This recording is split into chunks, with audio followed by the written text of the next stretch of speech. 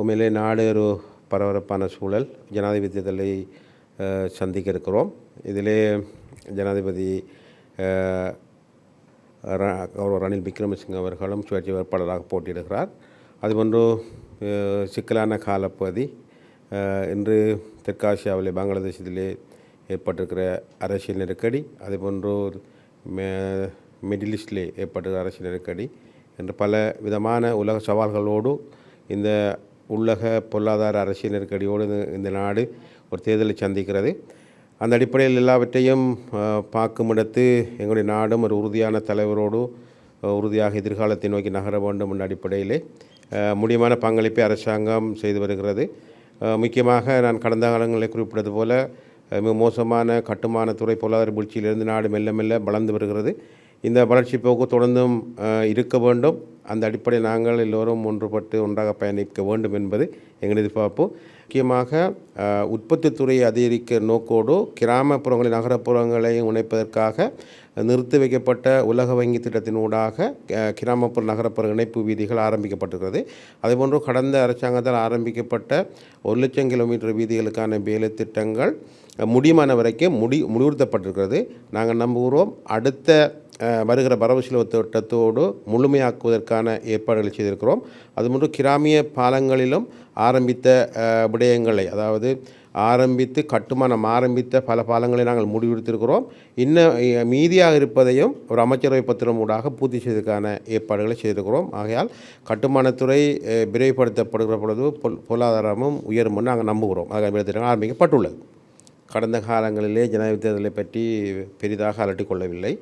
உங்களுக்கு தெரியும், நாட்டின் இந்த சூழலில் யாரும் அதை பற்றி பேச வண்ணம் இருந்தார்கள். இப்பொழுதோ சாதாரணமாக மக்கள் மத்தியிலே கடந்த கால கசப்பான அனுபவங்களை மையமாக வைத்து நான் ஆரம்பத்திலே சொன்னது போல உலகத்தில் ஏற்பட்டிருக்கிற சவால்கள் எதிர்காலத்தை சரியாக திட்டமிட்டு ராஜதந்திர ரீதியாகவும் பொருளாதார ரீதியாகவும் உலக நிர்வாக ரீதியாகவும் நாட்டை ஆட்சி செய்யக்கூடிய ஒருவர், மற்றது எதிர்பார்ப்பு குறைந்தவர், அனுபவசாலியின் அடிப்படையிலே சாதாரணமாக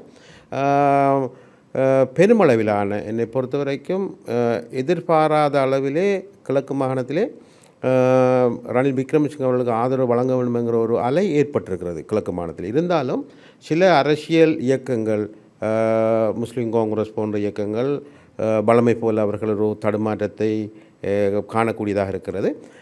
அவர்களும் ஒரு இணக்கப்பாட்டுக்கு வருவார்கள் என்ற அடிப்படையில், சிறுபான்மை கட்சியின் அடிப்படையிலே வந்தால் இன்னமும் பெருமளவான வெற்றிகள் ஏற்படும். இருந்தாலும் இப்பொழுது இருக்கிற சூழலிலே கிழக்கு மாகாணம் அல்லது சிறுபான்மை மக்கள் வாழ்கிற பகுதியிலே அதிகமான ஆதரவும் ரணில் விக்ரமசிங்க இருப்பதை சாதாரணமாக உணரக்கூடிய நிலையில் இருக்கிறது. நான் ஒரு அரசியல்வாதியின் அடிப்படையிலே தமிழக கட்சியினுடைய சின்னமே இன்று உங்களுக்கு நீதிமன்றத்தில் இருக்கிறது. அவர்கள் வடகிழக்கிலே ஏதோ பொது வேட்பாளர் என்று சிலர் பிரிவினர் பேசி கொண்டிருக்கிறார்கள். உங்களுக்கு தெரியும், சில தலைவர்கள் அவர்களுடைய சித்தாந்தத்தின் அடிப்படையிலே நாட்டை குழப்புகிற வண்ணமும் அல்லது நாங்கள் அடிக்கடி சொல்கிற விஷயம் மேட்டக்கூடிய சித்தாந்தத்திலே அவர்கள் நடைமுறை சாத்தியமான அல்லது மீண்டும் தமிழர்களை தோக்குற நிலைக்கு கொண்டு செல்லக்கூடிய சிந்தனைகளை பற்றி நேரத்தை வீணடித்து கொண்டிருக்கிறார்கள் போல எனக்கு தோன்றுகிறது. அவையெல்லாம் சாத்தியமில்லை.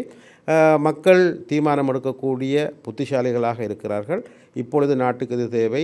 தங்களுக்கும் கஷ்டமில்லாமல் இந்த கஷ்டத்தை நிவர்த்தி செய்து கொண்டு அதிகார பரவலாக்கலிலும் ஈடுபாடு செலுத்தக்கூடிய தலைவர், அதை காலடியிலே வந்து ரணில் விக்ரமசிங்க வலியுறுத்துகிறார். அவருக்கும் ஒரு கடமை இருக்கிறது. கடந்த காலங்களிலே தான் வகித்த பகிபாகம், அதே போன்று 13ஆவது திருத்தத்தினுடைய வெற்றி தோல்வி, அதே போன்று விடுதலை புலிகளுடைய உஸ்லோ உடன்படிக்கை போன்ற பல விடயங்களிலே அவரும் பங்கு பற்றின அடிப்படையிலே அவர் இப்பொழுது எம்மிடமும் தமிழக விடுதலை புலி கட்சியிடம் சொல்லியிருக்கார் மிக விரைவாக மாநில தேர்தல் நடத்தி முடியுமான அனைத்து பங்களிப்பும் செய்வதாக சொல்லி வருகிறார். நான் நம்புகிறேன் அவர் அதை செய்து கொடுக்க வேண்டும். அதுதான் இந்த நாட்டுக்கு சேர மிகப்பெரிய பணியாக கூட இருக்கும். அந்த பணிகளை கடந்த காலங்களிலே மஹிந்த ராஜபக்ஷ அதிபர்களுக்கு செய்து கொடுக்க வாய்ப்பு இருந்தது. அதை அவர் கடும் போக்குவாதிகளுடைய சிந்தனையும் பால் அவர்களுடைய பேச்சுகளின் பால் செய்ய முடியாமல் வருதனால் 13ஆவது சரத்துக்கு மேலதிகமாக அதிகாரம் வழங்குவேன் என்று பலரிடம் பேசினால் அதை நடைமுறைப்படுத்த முடியாமல் போயிருந்தது. இருந்தாலும் இவர் செய்வார் என்ற நம்பிக்கை தமிழ் மக்கள் மத்தியிலே ஓரளவு மேலெழுந்து நிற்கிறது. அதை அவர் செய்து வைக்கிற பொழுது உலகளாவிய பிரபலியமடைந்த தலைவராக கூட ஆவார் என நான் நம்புகிறேன்.